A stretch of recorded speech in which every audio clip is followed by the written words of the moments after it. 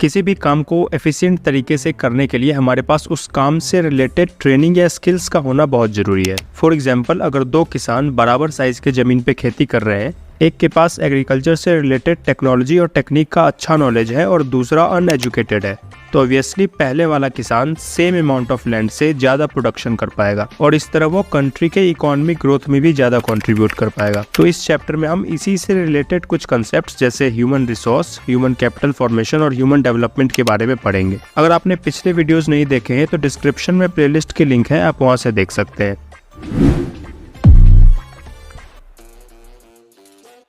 सबसे पहला सवाल है, व्हाट इज ह्यूमन कैपिटल।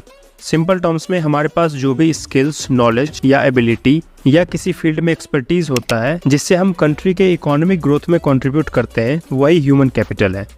इसके लिए हम कुछ इन्वेस्टमेंट करते हैं और फिर हमें उसका बेनिफिट होता है। जैसे लोगों का एक ग्रुप है, ये ह्यूमन रिसोर्स है, लेकिन अगर इनको एजुकेट किया जाए, ट्रेनिंग दी जाए, इनके हेल्थ पे ध्यान दिया जाए तो यही ह्यूमन कैपिटल में कन्वर्ट हो जाएगा और कंट्री के इकोनॉमिक डेवलपमेंट में कंट्रीब्यूट करेगा। इससे पता लगता है कि किसी कंट्री के लिए ह्यूमन कैपिटल फॉर्मेशन में इन्वेस्ट करना कितना इम्पोर्टेंट है। दूसरा सवाल है, ह्यूमन कैपिटल फॉर्मेशन का सोर्स क्या है, मतलब कैसे इसका फॉर्मेशन होता है।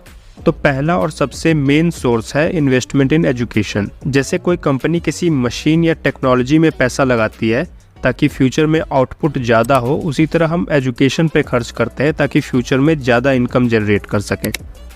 अब कौन ज़्यादा बेहतर काम कर सकता है, एक सिक पर्सन या एक healthy person. Obviously healthy person ज़्यादा एफिशिएंट और प्रोडक्टिव होगा, इसीलिए इन्वेस्टमेंट इन हेल्थ भी ह्यूमन कैपिटल फॉर्मेशन का एक इम्पॉर्टेंट सोर्स है। हेल्थ में इन्वेस्ट करने के अलग अलग तरीके हैं। प्रिवेंटिव मेडिसिन मतलब किसी बीमारी को होने से पहले रोकना, जैसे वैक्सीनेशन। क्यूरेटिव मेडिसिन मतलब बीमार होने के बाद उसे क्योर करना। और सोशल मेडिसिन मतलब हेल्थ के बारे में लोगों को लिटरेट करना और अवेयर करना। इसके अलावा क्लीन ड्रिंकिंग वाटर और सैनिटेशन यानी साफ सफाई पे भी खर्च करना। अगला सोर्स है ऑन द जॉब ट्रेनिंग। कोई भी कंपनी अपने वर्कर्स को जॉब से रिलेटेड ट्रेनिंग देती है जिसके लिए वो पैसे खर्च करती है, मतलब इन्वेस्टमेंट करती है। ये भी ह्यूमन कैपिटल फॉर्मेशन का एक सोर्स है। इसका बेनिफिट ये होता है कि वर्कर्स ज़्यादा प्रोडक्टिव होते हैं और कंपनी अच्छे से काम कर पाती है और ग्रो कर पाती है। बेटर जॉब अपॉर्चुनिटीज़ के लिए लोग एक जगह से दूसरी जगह माइग्रेट भी करते हैं। माइग्रेशन में आने जाने का खर्च लगता है, नई जगह या नई कंट्री में रहने का खर्च लगता है, नई सोशल और कल्चरल इन्वायरमेंट में अडेप्ट करना होता है। तो ये सब इन्वेस्टमेंट है और इसका बेनिफिट है हायर सैलरीज। तो माइग्रेशन पे खर्च करना भी ह्यूमन कैपिटल फॉर्मेशन का एक सोर्स है। इसके अलावा किस तरह के जॉब में क्या लेवल ऑफ सैलरीज है, क्या अपॉर्चुनिटीज़ है, कौन सा एजुकेशनल इंस्टीट्यूशन किस कॉस्ट पे और क्या एम्प्लॉयबल स्किल प्रोवाइड कर रहा है, इन सब के इन्फॉर्मेशन के लिए भी लोग पैसे खर्च करते हैं। ये सब इन्फॉर्मेशन इसलिए ज़रूरी है ताकि लोग सही डिसीजन ले सके कि कहाँ इन्वेस्ट करना है। तो ये इन्फॉर्मेशन एक्वायर करने में जो खर्च होता है वो भी ह्यूमन कैपिटल फॉर्मेशन का सोर्स है। तो हमने 5 सोर्स के बारे में पढ़ा: investment in education, health, on the job training, migration और information relating to labour and other market. अब कैपिटल के एक और फॉर्म फिजिकल कैपिटल से ह्यूमन कैपिटल को कंपेयर करते हैं और देखते हैं कि इन दोनों में क्या अंतर है। कोई कंपनी प्रोडक्शन में जो मशीन्स, टूल्स या इक्विपमेंट यूज करती है वो उनका फिजिकल कैपिटल है और इस प्रोडक्शन में जो स्किल्स, एबिलिटी या नॉलेज यूज हुआ वो ह्यूमन कैपिटल है। ऐसे ही इस वीडियो को बनाने में जो book, mobile, laptop, mike etcetera use हुआ वो फिजिकल कैपिटल है और इसमें जो मेरा स्किल और नॉलेज यूज हुआ वो ह्यूमन कैपिटल है।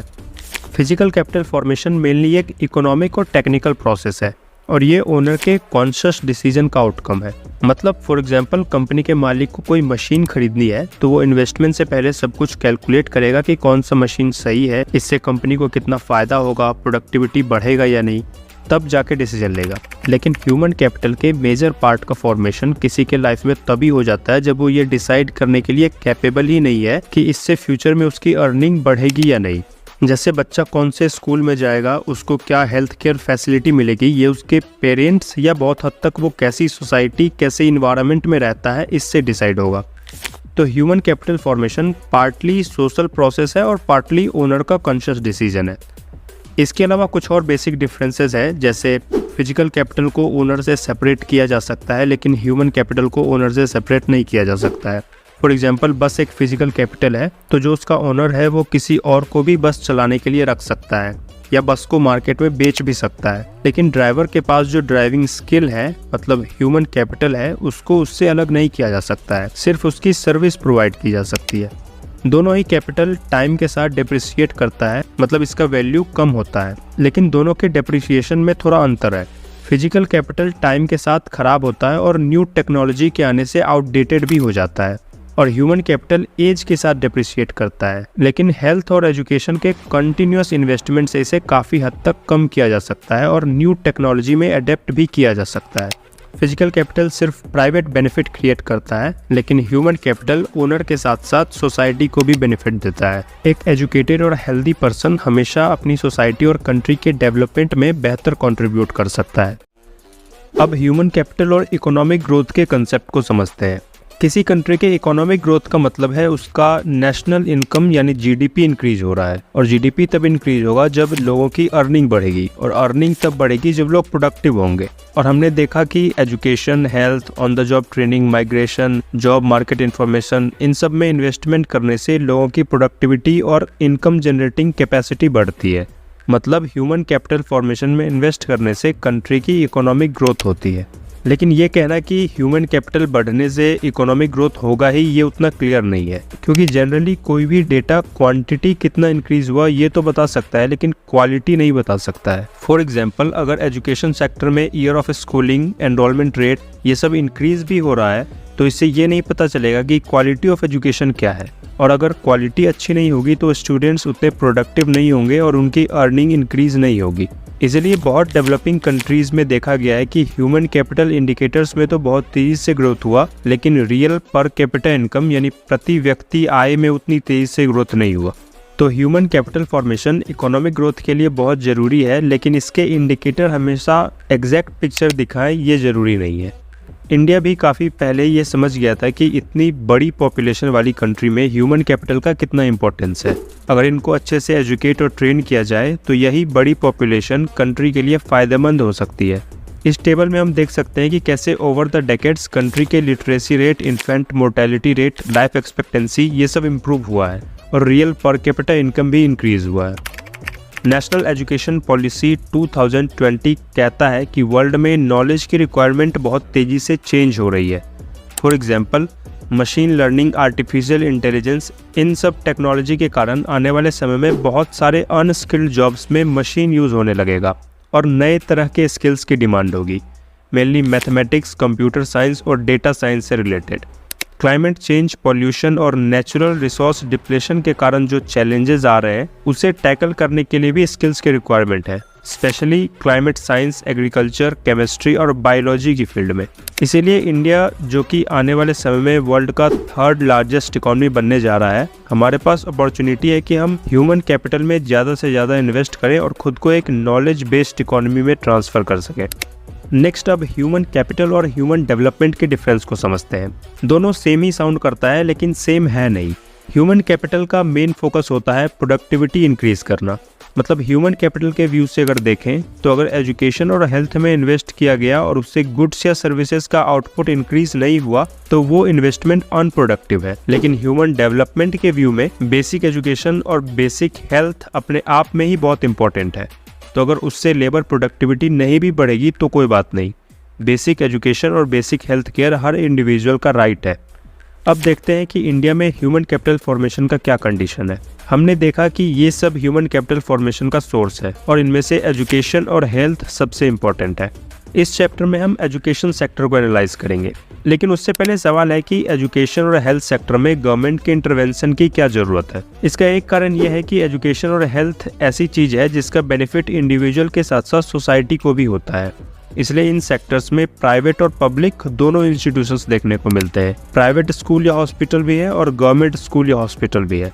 दूसरा कि एजुकेशन और हेल्थ केयर का इम्पैक्ट लॉन्ग टर्म के लिए होता है और इसे आसानी से रिवर्स नहीं किया जा सकता है। फॉर एग्जाम्पल, अगर किसी बच्चे को एक बार ऐसे स्कूल या हॉस्पिटल में एडमिट कर दिया जाए जहां अच्छी सर्विस नहीं दी जा रही है, तो जब तक उसको वहां से हटाकर अच्छे जगह शिफ्ट किया जाएगा काफ़ी नुकसान हो चुका होगा। और हर इंडिविजुअल के पास इतना नॉलेज भी नहीं होता है कि किस कॉस्ट पे कैसी क्वालिटी ऑफ सर्विस मिलनी चाहिए, जिस कारण प्राइवेट इंस्टीट्यूशंस लोगों का एक्सप्लॉयटेशन करने लगते हैं। आज भी प्राइवेट स्कूल्स या हॉस्पिटल के चार्जेस कितने ज़्यादा होते हैं ये सबको पता है। तो यहाँ गवर्नमेंट का रोल है ये इंश्योर करना कि प्राइवेट इंस्टीट्यूशंस एक required standard of service provide करें और कॉस्ट भी सही रखें। एजुकेशन सेक्टर में national council of educational research and training, university grants commission और हेल्थ सेक्टर में Indian council of medical research, ये सब कुछ ऑर्गेनाइजेशंस हैं जो अपने अपने सेक्टर में इंस्टीट्यूशंस को रेगुलेट करते हैं। इसके अलावा इंडिया में अभी भी बहुत से लोग पॉवर्टी लाइन से नीचे हैं और वो एजुकेशन और हेल्थ केयर अफोर्ड नहीं कर सकते हैं। और अगर गवर्नमेंट के अकॉर्डिंग बेसिक एजुकेशन और हेल्थ केयर सभी का राइट है, तो ये गवर्नमेंट की रिस्पॉन्सिबिलिटी है कि वो डिजर्विंग सिटीजन्स को ये सब फ्री ऑफ कॉस्ट प्रोवाइड करे। एजुकेशन पे गवर्नमेंट कितना खर्च करती है ये वो दो तरीके से बताती है। एक की गवर्नमेंट के टोटल एक्सपेंडिचर का कितना परसेंटेज एजुकेशन पे खर्च हो रहा है और दूसरा की ग्रॉस डोमेस्टिक प्रोडक्ट का कितना परसेंटेज एजुकेशन पे खर्च हो रहा है। पहले से ये पता लगता है कि गवर्नमेंट अपने स्कीम्स में एजुकेशन को कितना इंपॉर्टेंस दे रही है और दूसरे से पता लगता है कि किसी कंट्री में लोगों के इनकम का कितना परसेंटेज एजुकेशन के डेवलपमेंट में जा रहा है। ओवर द ईयर्स ये दोनों नंबर्स ओवरऑल इंक्रीज ही हुआ है।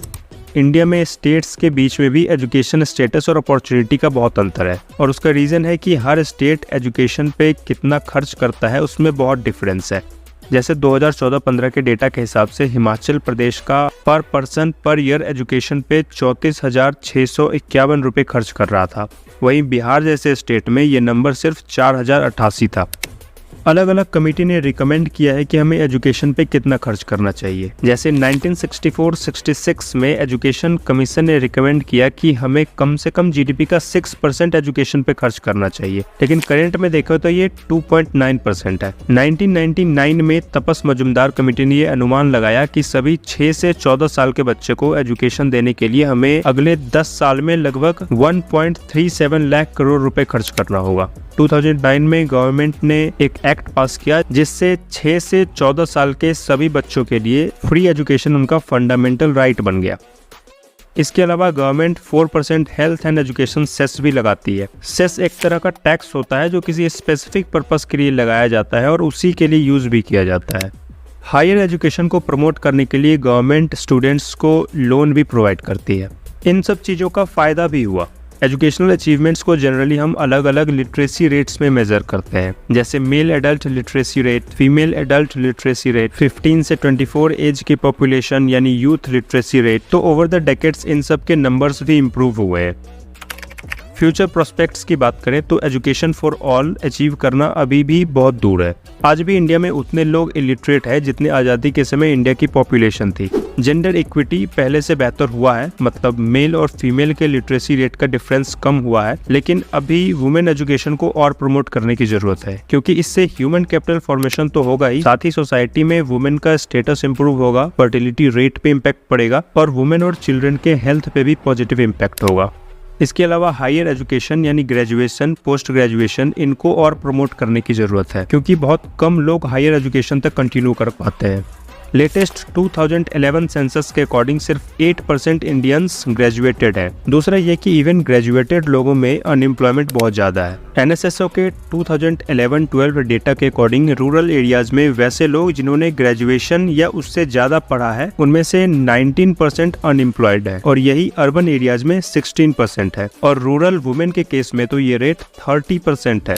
लेकिन अर्बन और रूरल एरियाज में जो प्राइमरी लेवल तक पढ़ा यूथ है उनमें से सिर्फ 3 to 6% ही अनएम्प्लॉयड है। इसका एक कारण ये हो सकता है कि जनरली हायर एजुकेशन के बाद लोग इनफॉर्मल जॉब, मतलब labour, street vendor, construction worker, ये सब काम नहीं करना चाहते हैं और उनको फिक्स्ड सैलरी वाला कोई डिसेंट जॉब मिलता नहीं है, क्योंकि या तो उनमें स्किल्स नहीं है या उतने जॉब्स क्रिएट नहीं हो रहे हैं। इसीलिए गवर्नमेंट को हायर एजुकेशन में इन्वेस्टमेंट बढ़ानी चाहिए और हायर एजुकेशन इंस्टीट्यूशंस के स्टैंडर्ड को भी इम्प्रूव करना चाहिए, ताकि वो स्टूडेंट्स में ऐसे स्किल्स डेवलप करवा सकें जिसकी जॉब्स में रिक्वायरमेंट है। तो कंक्लूजन ये है कि इंडिया के पास ह्यूमन रिसोर्स बहुत है, बस जरूरी है कि सोसाइटी के हर ग्रुप को क्वालिटी एजुकेशन, हेल्थ केयर और ट्रेनिंग दी जाए ताकि उसका यूटिलाइजेशन हो, जिससे कंट्री इकोनॉमिकली भी ग्रो करे और सोसाइटी में इक्विटी भी आए।